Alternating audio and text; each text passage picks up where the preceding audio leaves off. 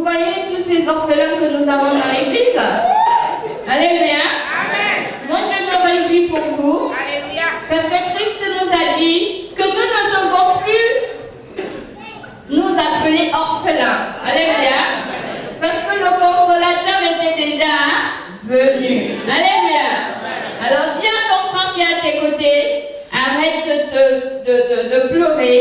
Le consolateur est déjà là. Alléluia. Maintenant, asseyons-nous. Maintenant, écoutez la deuxième question. Ceux qui seront concernés se mettront debout. Alléluia. Alléluia. Asseyez-vous alors, s'il vous plaît. Merci. Je veux maintenant demander à ceux qui sont orphelins de l'esprit. Ça c'est bien.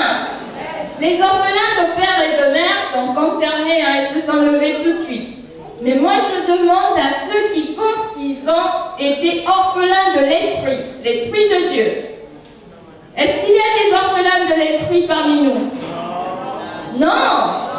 Gloire à Jésus. On acclame tout ce Dieu.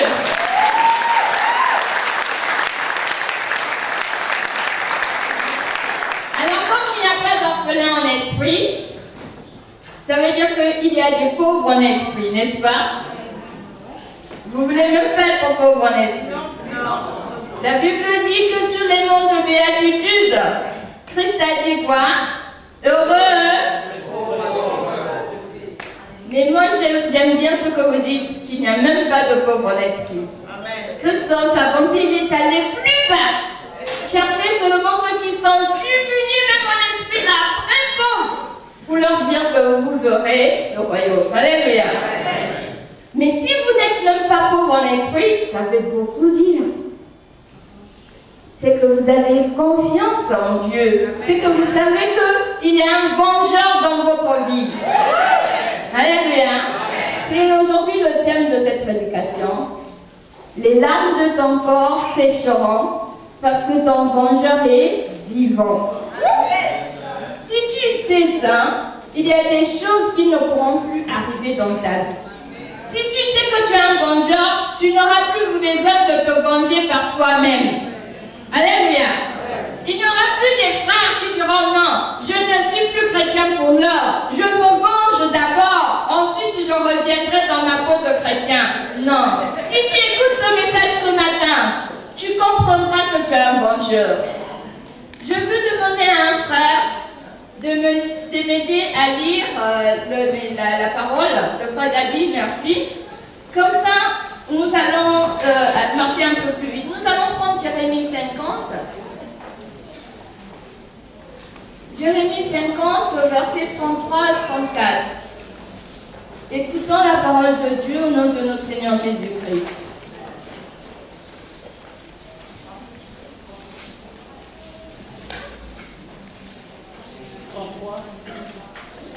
« 33, 34. Jérémie 50. Jérémie 50, versets 33 et 34. Je lis la parole de Dieu au nom de notre Seigneur Jésus-Christ. Amen.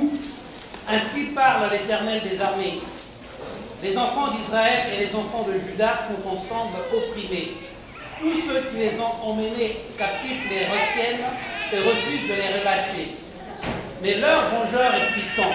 Lui dont l'Éternel des armées est le nom. Alléluia. Amen. Alléluia. Quel que soit celui qui retient ta vie, ne l'en veux pas, tu perds le temps. Si tu comprends que ton vengeur est comment? Vivant. Et comment? Vivant. Il est comment?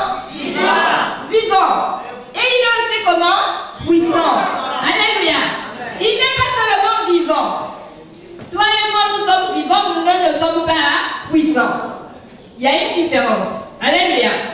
Le vengeur que la Bible nous enseigne ce matin, c'est l'Éternel. Frère David. Tout à l'heure, je vais encore te demander. Merci. Le vengeur dont nous parle l'Évangile, c'est l'Éternel notre Dieu. La Bible dit qu'il est vivant. Alléluia. La Bible dit encore qu'il est comment? Vivant. Donne-moi l'amen ce matin. Donne-moi l'amen bien. Et l'amen qui dit qu'il est puissant.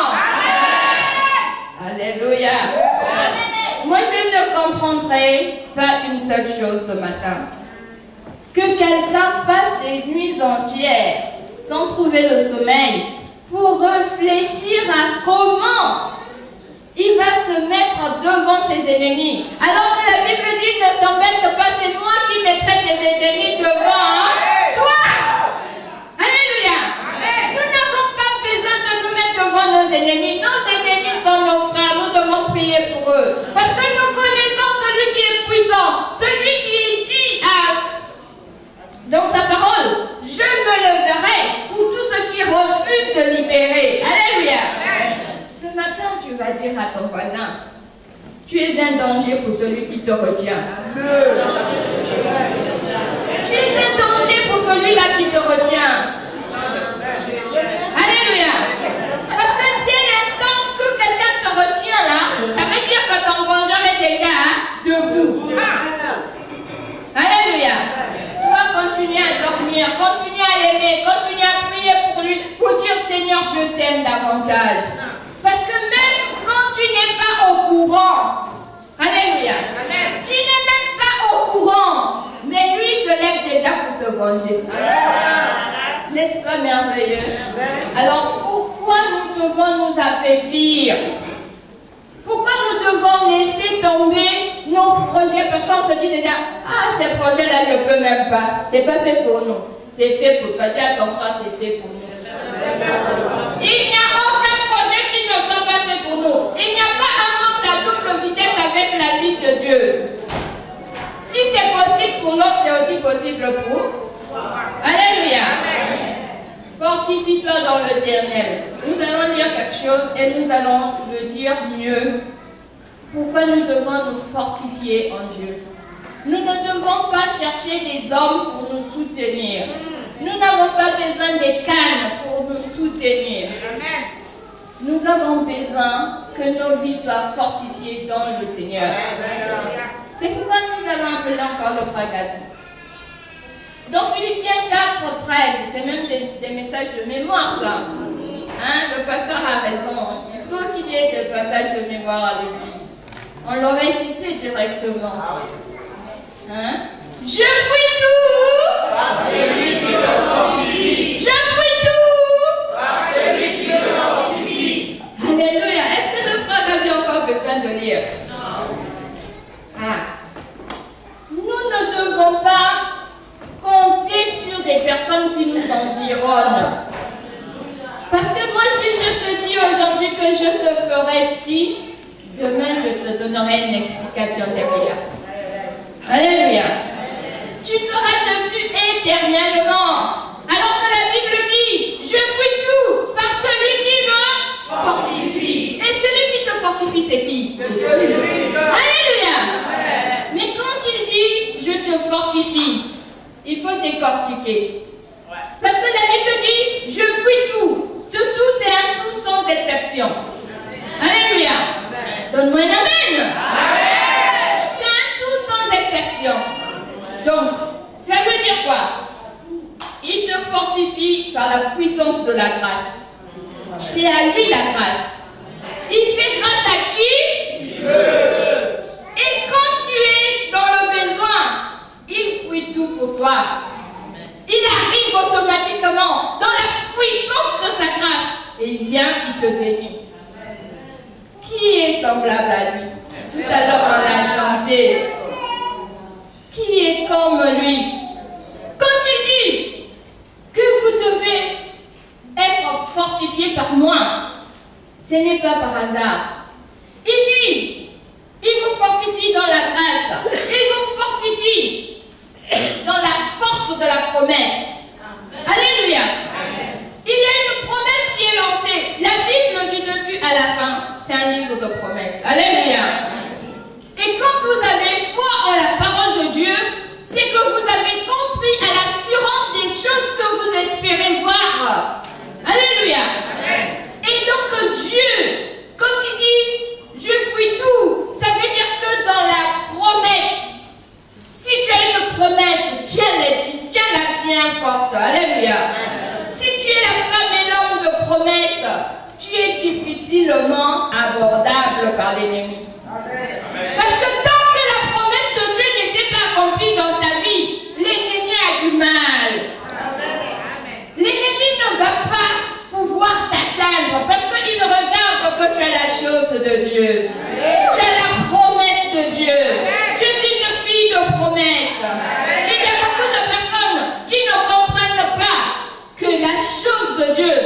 c'est aussi sa promesse. Amen.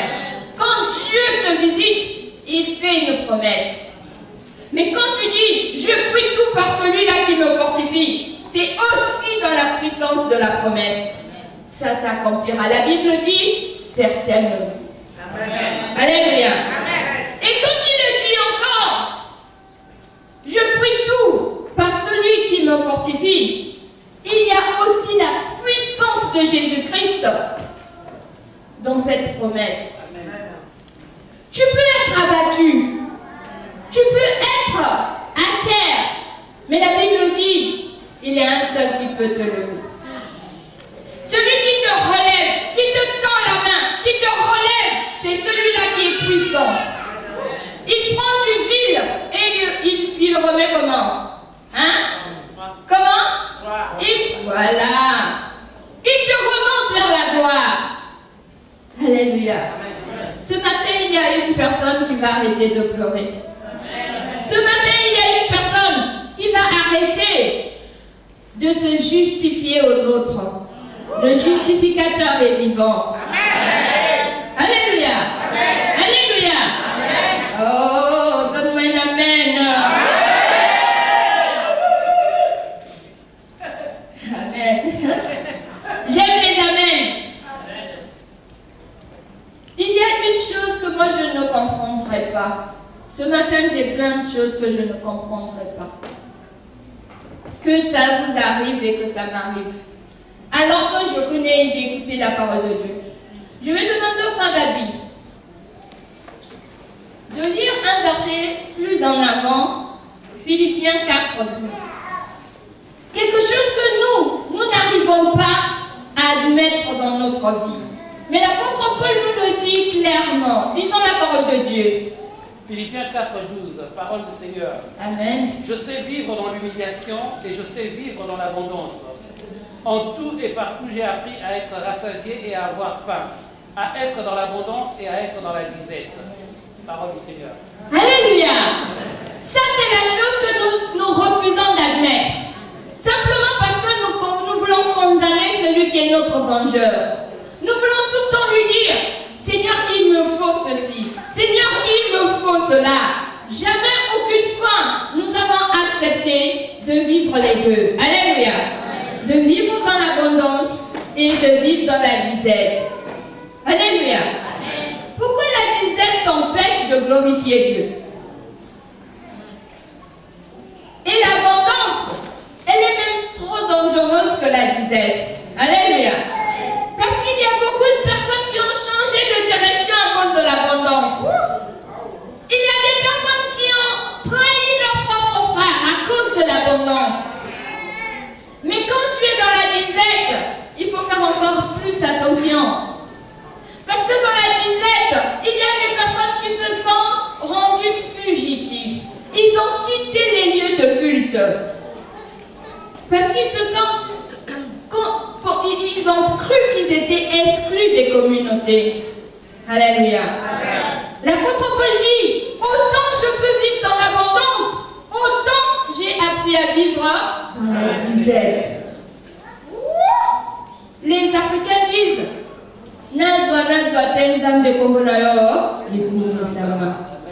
ça veut dire, même quand je n'ai rien, même quand j'aurai, tout va dans la gloire de Dieu. Amen. Alléluia. Amen. Et si nous sommes dans les choix, quand je suis dans l'abondance, c'est Dieu, quand je suis dans la disette, c'est le diable. Nous confondons tout. Alléluia. Dans ta disette, tu dois rentrer dans les fruits de l'esprit. La patience qui est la vertu. Alléluia. Je n'ai pas aujourd'hui, mais j'ai foi que demain, mon vengeur se lèvera pour proclamer ma victoire. Alléluia. Donne-moi un amen qu'il me faut. Moi, je veux vous parler d'un homme, de Daniel. Il m'a beaucoup affecté, ce garçon à l'époque. Daniel, il vivait dans l'abondance dans la maison du roi. Mais il y avait une chose, c'est que tu peux vivre dans l'abondance, mais dans la captivité. Vous comprenez que vous ne pouvez pas jouir de cette abondance. Alléluia. Parce que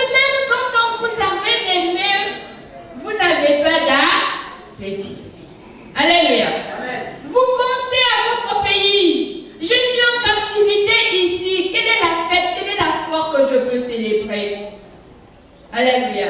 Amen. Il se refusait d'aller dans l'abondance.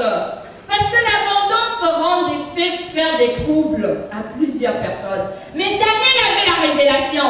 Daniel savait qu'il y avait un vengeur. Alléluia. Qui avait fait une promesse. Il avait dit, quand nous arriverons à telle période, ça sera bientôt la fin de la captivité. Que vous repartirez en Israël. Frère David, s'il vous plaît, on va encore lire. Il faut garder la mémoire fraîche. Daniel a dit, je ne mangerai pas ces viandes, je ne boirai pas ces vins, je consommerai quoi? Des légumes, afin que nous allons lire dans Daniel 9, 1 à 3.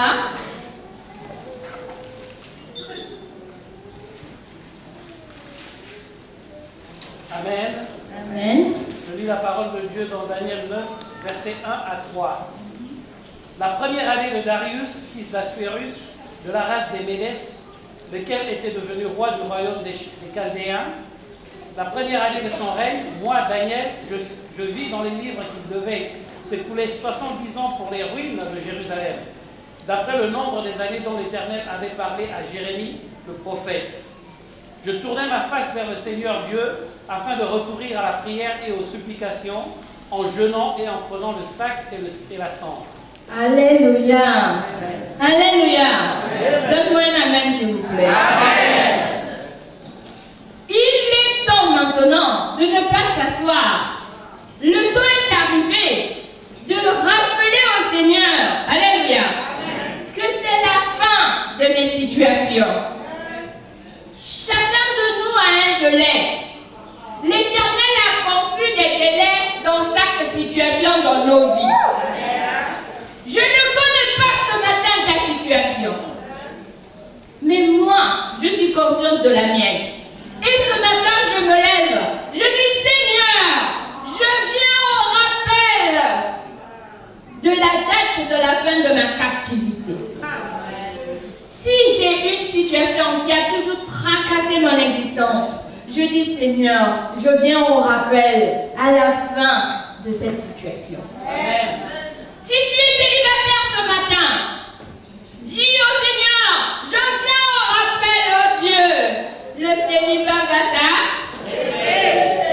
Si tu es stérile ce matin, tu diras au Seigneur, Seigneur, je viens au rappel ce matin. La stérilité doit s'arrêter. Si tu es chômeur ce matin, tu diras, Seigneur, je viens au rappel. Parce que la Bible dit, les plans qu'il a établis pour nos vies sont les plans de quoi? Alléluia. On prêche ensemble, c'est ça la parole de Dieu. Alléluia. Chacun de nous est otage d'un souci particulier, sur une préoccupation qui leur fait pleurer, alors que notre Dieu est comment? Vivant. Et comment? Puissant. Il est vivant et puissant. Pourquoi nous devons pleurer? Pourquoi nous ne ferons pas comme Daniel, qui a dit au Seigneur, je ne veux pas être embrouillé dans l'abondance du royaume des hommes. Je sais qu'il y a une promesse. La fin de la captivité est comment? Proche.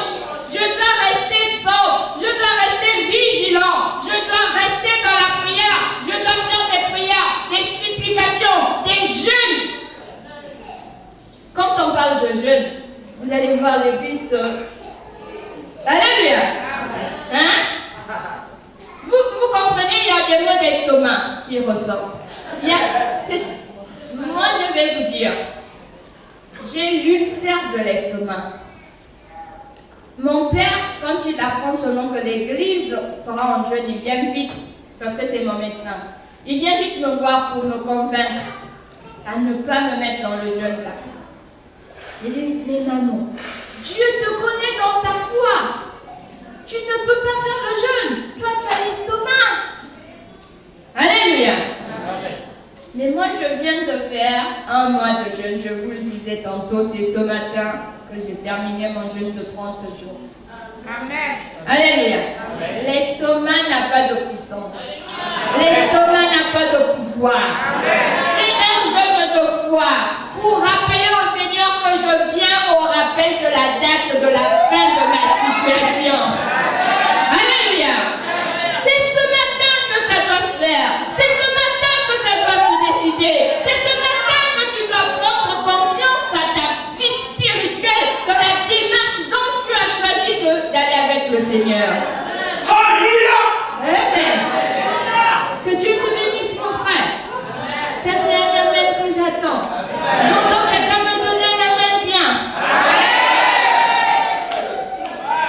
Ce matin, nous parlons d'un vengeur. Nous ne parlons pas de n'importe qui. Nous ne parlons pas d'un homme. Alléluia. Nous ne parlons pas du fils de mon oncle. Pour aller loin avec le Seigneur, nous ne devons pas nous détourner de lui. Alléluia. Mais faisons-lui comment confiance. Quand tu veux dire à un enfant, parce que vous savez, toutes ces choses-là, ce n'est pas des contes. Alléluia. C'est la réalité. Alléluia. La parole de Dieu ne peut pas être contée.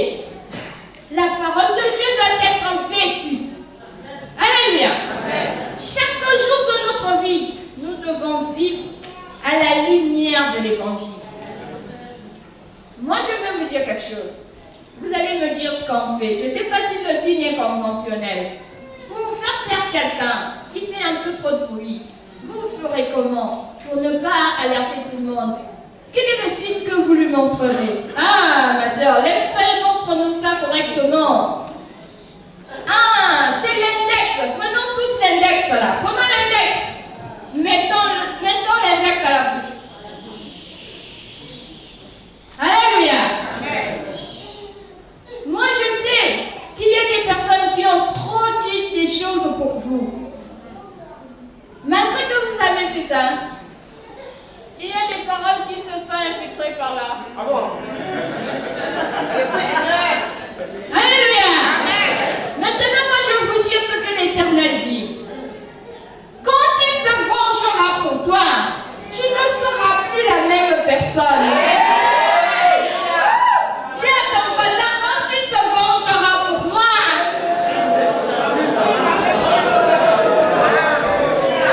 alléluia, les gens ne feront plus ça. Alléluia. Les gens ne feront plus ce signe conventionnel. Parce que là, il y aura des fuites. Mais la Bible dit, les gens feront comme ça. Amen.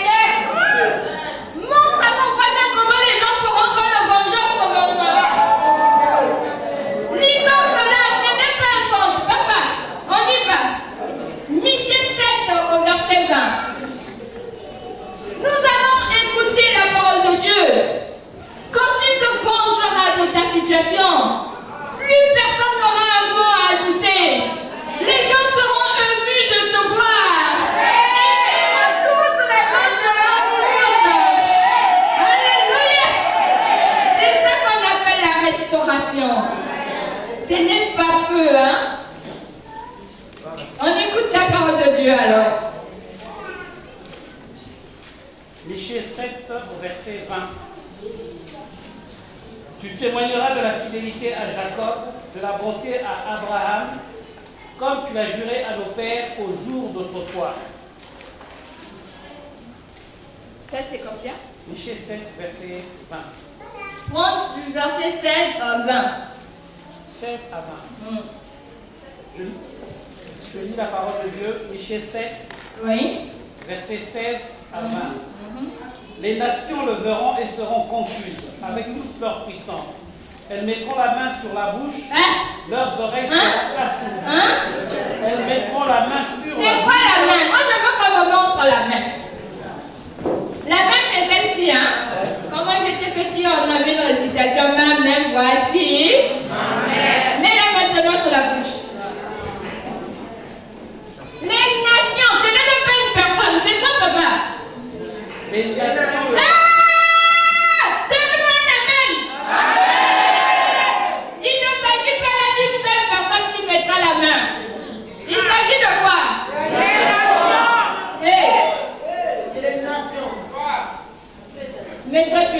que les nations mettent la main. Tu es celui qui est dit. Comment hein? Toi, tu es qui? Pays de promesses. Ah, mais attends ça trop faiblement là. Pays de promesses. Ah. Les nations tout entières mettront la bouche. Est-ce que quelqu'un fera ça? Non. C'est ça. Il n'y aura pas de fuite. Merci Papa Gabi. Il est comment? C'est lui qui viendra le dernier pour te justifier. Ce n'est pas au Congo que les nations là-bas mettront la main. Partout où je passerai. Ce n'est pas à Paris où les nations mettront la main pour toi. Non. Va aux États-Unis si les États-Unis ne mettront pas la main sur la bouche. Pour regarder ta bénédiction. Pour regarder comment Dieu est puissant pour bénir quelqu'un qui n'était rien.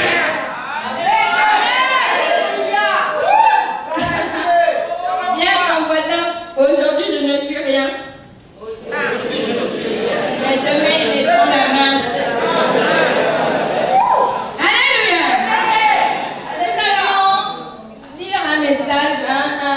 Un passage encore qui est connu de mémoire en principe. On n'aurait même pas pu le lire pour gagner du temps. Romains 8, 28, il dit quoi? Il faut connaître la parole, l'évangile, la parole de Dieu de mémoire. Il y a des messages, des paroles de mémoire. Nous savons du reste.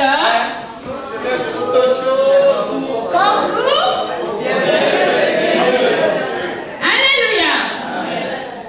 Alléluia. Papa Gabi, lis ça bien, c'est important. Romains 8, 28.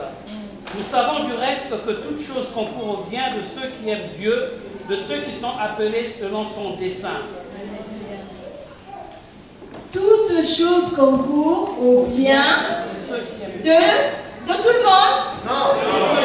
Moi j'aime la différence là, que Dieu lui-même établit dans sa parole. Parce qu'ici, il y a des gens, nous tous, Dieu nous aime, c'est faux. Alléluia. Et oui, il faut déjà leur dire, c'est pas la vérité. La vérité est que toute chose concourt au bien de ceux qui aiment, ou bien de ceux qui sont dans les desseins de Dieu. Maintenant, toi, tu n'aimes pas Dieu. Ça, c'est ton choix. Alléluia. Mais tu n'es même pas dans les desseins, hein? Mais tu es où? Tu es qui? Quelle est ton identité? Alléluia. Quelle est ton identité? Quelle est la chose susceptible de concourir à ton bien? Tu ne fais pas partie de deux acceptions. Alléluia. Tu n'aimes pas Dieu et tu n'es pas dans ses desseins. Quelles sont les choses susceptibles de concourir à ton bien? Ce matin, prends une décision. Commence à aimer ce Dieu. Commence à partager l'amour de ce Dieu avec ton prochain. Afin que, même si tu ne l'aimerais toujours pas autant, que Dieu constate au moins ta présence dans ses desseins. J'entends quelqu'un me dire un amen. Ce message, ce passage m'attriste. Parce que je me dis, comment on ne peut être nulle part? C'est pas possible. Dis à ton prochain, commence à aimer Dieu. Dis-lui, commence à aimer Dieu. Il faut simplement l'aimer si tu n'es pas de ceux qui sont appelés dans les desseins. C'est important. Amen. Pour que le vengeur se lève puissamment dans nos vies, ne restons pas orphelins en esprit. Si vous êtes orphelin en esprit, ça veut dire que l'esprit de Dieu ne se mouvoit pas en vous. Vous pouvez venir à l'église, mais vous n'êtes même pas membre de l'église. Est-ce que vous savez ça? Hein? C'est pas parce que vous êtes là que vous êtes membre de l'église. Non. Si vous êtes venu ici pour regarder maman Émilie et papa Gilbert, c'est votre problème. Mais nous venons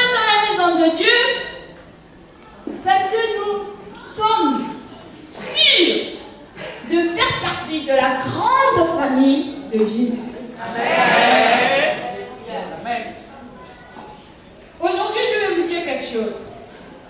Quand nous nous rassemblons, nous mettons plus de temps à regarder à ce que nous sommes. Ce n'est pas ça la priorité de l'Église. Hein? La Bible dit quelque chose. Moi, j'aime que la Bible. Je ne sais pas aller hors. Alléluia. Parce que c'est mon conducteur. Nous devons dire des choses selon la lumière des évangiles, pas ailleurs. La Bible dit quelque chose. Quand tu es dans ton église, tu dois être la sémence qui fera fleurir cette église. Le monde doit se construire et une église doit se fleurir autour de ta participation. Moi, je connais aussi des gens qui sont dans les églises, qui sont des grands abatteurs des arbres. Quand ils arrivent dans l'église, ils abattent les arbres qui n'ont pas semé, qui n'ont pas planté. Mais c'est eux les grands abatteurs. Ils voient seulement il y a un géant là-bas dans l'église. C'est lui qui fait fleurir l'église. Il prend la tronçonneuse. Il abat. On les appelle les abatteurs. Et les abatteurs, il y en a plein dans les églises. Vous allez constater avec moi. Il y a des gens qui ont fait 5 ans dans les églises. Amen. Ils n'ont jamais eu de poste dans l'église. Est-ce que c'est normal? Quand est-ce que tu viendras dans ta maturité spirituelle? Si vous trouvez un bébé qui est resté bébé durant 6 mois, 5 ans, vous commencez à craindre votre propre bébé. Vous allez chercher des interventions. Vous partez à l'hôpital, vous partez à gauche, vous partez à droite parce que le bébé ne grandit. Si tu es là ce matin, tu veux que cette église fleurisse, nous avons besoin de ta sémence. Nous avons besoin que tu sois occupant d'une chaise, mais que chaque matin que tu te dises, moi quand je viendrai à l'église, je vais susciter un poste qui n'est jamais connu dans l'église, qui n'a jamais existé dans l'église. Moi à l'époque, je n'étais pas forte, j'étais fragile, je faisais aucun sport. Mais curieusement, c'est moi qui ramassais tous ceux qui tombaient dans les églises. Tu tombes là, je suis déjà là pour te ramasser. Les gens disent, mais toi tu n'es pas fort, pourquoi tu vas me ramasser les gens? Vous savez, ces gens-là qui disent qu'ils tombent dans l'esprit, ils tombent fortement. Hein? Si tu n'es pas capable, et toi et lui, vous tombez dans la même direction. Nous devons faire attention. Nous devons venir à l'église et nous devons aménager un endroit spécial pour notre Dieu. Dans nos vies, dans notre cœur, dans nos pensées. Parce que quand ces choses sont accomplies, dès que vous arrivez à l'église, vous venez voir le pasteur Gilbert, pasteur. Je ne veux que rester assis.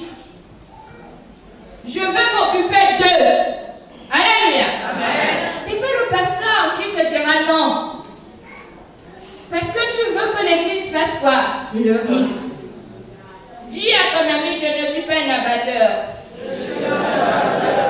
Dis-lui ça bien.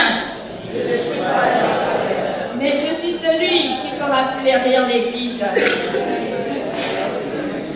Moi je vais vous dire. Ah ben oui. Ne chassons pas les abatteurs. Alléluia. C'est la mission de l'église. Ne chassons pas les abatteurs. Si tu as l'onction d'abattre les arbres, nous allons transformer l'onction. Alléluia. Nous allons te donner l'onction de qui? Du Seigneur. Alléluia. Celui qui plante, c'est qui? C'est le semeur. Si tu es abatteur, nous allons changer l'onction. Nous allons te donner l'onction de... Alléluia. Vous connaissez la parabole comment on appelle ça? Du semeur, on appelle ça encore de l'ivraie. Hein? Alléluia. Moi j'aime cette parabole. Ça me fait chaud au cœur de voir la bonté de Christ. Il dit, ne vous inquiétez pas, parce que regardez, le bon semeur il vient sème le grain. Alléluia. Et la nuit, pendant qu'il est allé dormir, le méchant vient s'aimer quoi? L'ivraie. Et quand ça commence à pousser, les cultivateurs sont revenus voir le maître de la moisson pour lui dire, mais maître, il y a l'ivraie et le bon grain qui se sont fait quoi? Mélanger. Alléluia. Il faut qu'on les sépare. Il faut qu'on coupe l'ivraie pour laisser grandir le bon grain. Il a dit non. Ce n'est pas important. Ce qu'il faut faire, il faut les laisser grandir ensemble. Alléluia. Donne-moi un amen. Il faut les laisser grandir ensemble. Quand viendra le temps? Alléluia. Dis à ton ami, c'est quand viendra le temps. On n'aura pas besoin. On va d'abord commencer par attacher le bon grain. Et suivez-moi bien. On va commencer par faire quoi? Pourquoi on l'attache pour séparer? Alléluia. On attache le bon grain. Et on laisse l'ivraie. L'ivraie n'a pas où aller. Alléluia. On va commencer à couper l'ivraie. Parce qu'on a déjà séparé. C'est pourquoi Christ te dit, il faut qu'il y ait cette différence entre ceux qui me servent et ceux qui ne me servent pas. C'est pourquoi ce matin, je veux dire à quelqu'un, ne sois pas froid, ne sois pas tiède, car quand tu seras tiède, quand tu seras froid, tu seras comment? Aujourd'hui, on te voit, tu es froid. Demain, tu es chaud. Ah non, tu es tiède. Quand on mélange le froid du chaud, ça donne quoi? Si tu es chaud, reste chaud. Ne fais pas l'église aujourd'hui, tu es froid. Demain tu es tiède. Après demain tu es chaud. Tu es qui? Tu es le bon grain ou tu es l'ivraie? Le maître de la moisson dit, non, ce n'est pas important. C'est ce que nous ferons ici à l'église. Les abatteurs, il faut les chasser. Non, ce n'est pas. Il faut les laisser. Alléluia. Alléluia. Donne-moi un amen. Dis à ton ami, je suis le bon grain. Je serai attaché. Ce matin, sois du bon côté. Amen. Alléluia. Dis à ton ami, ce matin, sois du bon côté. C'est bien. Parce que ce n'est pas la peine que tu sois brûlé, vomi. Le maître de la moisson a dit, ce n'est pas nécessaire. C'est ça ce que j'aime dans la parole de Dieu. L'amour perpétuel. Même quand ce n'est pas convenable à ton avis, Dieu est bon. Amen. En tout temps. En tout temps. Maintenant, dis-moi ce qui te tracasse ce matin. Je vais vous dire, parce que moi, je pense ce que la Bible dit. Quand tu es celui de la motivation pour la chose de Dieu, la Bible dit que Dieu mettra tes ennemis où? Et ils feront de quoi? Alléluia. C'est pourquoi moi j'aime bien Simon Pierre. La Bible dit que c'est un homme redoutable. Il n'y avait pas 3, 4, 5 qui ont été cités, qui se levaient de bonheur pour aller où? Hein? À la pêche. Alléluia. Je vous dis, si vous êtes en France, vous connaissez l'hiver, c'est que eux aussi à leur époque, vous connaissez l'hiver. Et si quelqu'un se lève à 4 heures du matin pour aller dans les eaux, il faut commencer par le respecter. Alléluia. Vous connaissez le courant marin? Mais la Bible dit que cet homme, il partait à la pêche et il y avait des moments comme ça, il passe toute une journée dans les eaux, il revient, il n'a pas fait.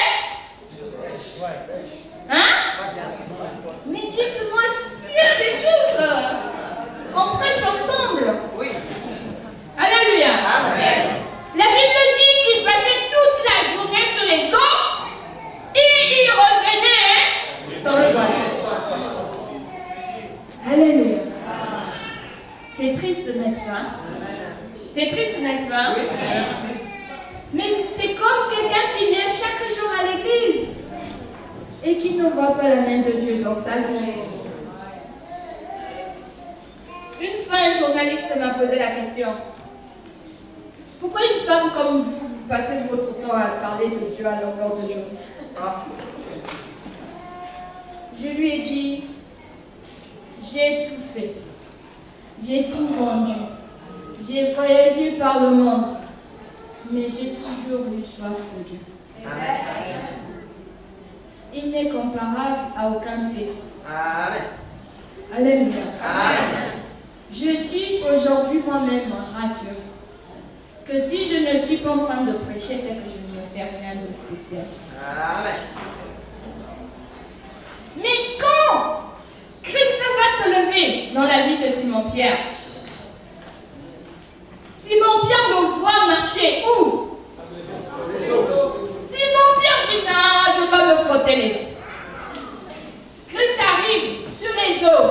Alléluia. Amen. Je vous entends ici chanter Jésus a marché sur les eaux sans bateau. Hein? Simon-Pierre dit mais comment? C'est les mêmes eaux-là qui me maltraitent. Je viens toute la journée, je n'ai aucun poisson. Et Jésus est en train de marcher dessus. Il dit non, Seigneur, ordonne que je vienne. Alléluia. Ordonne que je vienne. Quand il dit ça, il dit ordonne. C'est parce qu'il sait qu'il est puissant. C'est lui le maître. Quand tu ordonneras, je viendrai. Ordonne. Alléluia. Mais quand Christ dit viens, Simon-Pierre n'est pas venu avec la foi. Il est venu d'abord se venger de ses eaux. Il dit, je vais marcher quand c'est les eaux qui me font. Alléluia. Quand le Christ dira viens, ne reste plus une seconde. Viens. Marche sur ce qui te tracasse. Commence à écraser. Écoutez. Si tu es assise là, tu vas marcher comme ça. Si tu es assis, tu vas marcher comme ça. Lève-toi maintenant. Lève-toi là où tu es. Lève-nous maintenant. Parce que quand le Seigneur te dit viens, si tu es assis, Simon-Pierre a compris une chose. Il a dit les eaux qui me font comment? Souffrir. Je viens à 4 heures du matin. Je n'ai aucun poisson. Mais Christ est en train de marcher sur ses eaux. Il dit non, Seigneur. Ordonne. Ordonne. Pourquoi Simon-Pierre dit ordonne? Parce qu'il sait à qui il s'adresse. Alléluia. Toi, ce matin, tu sais à qui tu vas t'adresser. Je ne connais pas ton problème. Toi seul est maître de ton problème. Ce matin, tu vas demander au maître d'ordonner. Ne reste pas sur place. Alléluia. Amen. Ne reste pas sur place. Quitte même le rang. Viens même là. Commence à marcher parce que tu as dit au Seigneur d'ordonner. Le Seigneur va t'ordonner de marcher sur le chômage. Le Seigneur va t'ordonner de marcher sur ta stérilité. Le Seigneur va t'ordonner ce matin de marcher sur tes différends. Alléluia. Le Seigneur va réveiller ta langue.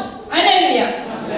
Le Seigneur va te donner l'onction que tu n'as jamais eue pour pratiquer ce que lui-même dit. La charité, le commandement qui ressemble au premier. Tu aimeras ton Seigneur, ton Dieu de tout. Celui qui ressemble, c'est aime ton prochain comme un. Le Seigneur dit seulement ordonne que mon cœur devienne un cœur pur. Car à cela, au monde de béatitude, il a dit à cela, ils verront qui? Ils verront Dieu. Alors que Dieu dit, nous ne pouvons pas le voir, mais si nous avons le cœur pur, Christ nous a promis de le voir. Amen. Ordonne maintenant. Dis maintenant, Seigneur, ordonne que je marche sur les eaux. Je ne connais pas quelles sont tes eaux ce matin. Si c'est une idée de maladie, moi j'ai toujours marché sur l'ulcère. Je dis je marche. Vous savez, moi je suis née drépanocytaire 100%.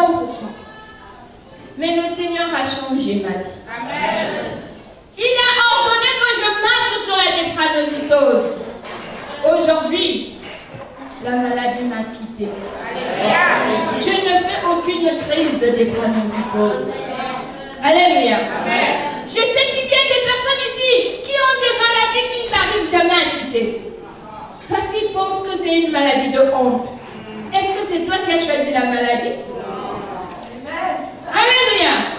Il n'y a aucune honte à avoir dans une maladie. J'ai 45 ans d'âge, j'ai 4 enfants. Alléluia. J'ai 45 ans d'âge. Et Christ a ordonné que je marche sur la drépanocytose. Je fais beaucoup de sport.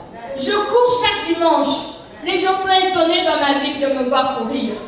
Mais c'est parce que j'ai dit à Jésus, ordonne mon Dieu, ordonne que ma vie change. Commence maintenant toi à confesser que Jésus ordonne que tu marches sur ce qui t'empêche d'avancer. C'est toi seul qui connais.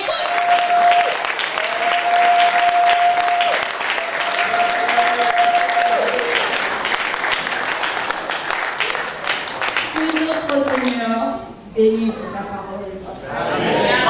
S'il y a des abatteurs des âmes, ils deviennent des seigneurs. Amen. Je veux que cette église fleurisse. Amen. Nous avons besoin de participer. Faisons tout pour que nous nous rencontrons pour faire fleurir l'église. Que Dieu vous bénisse.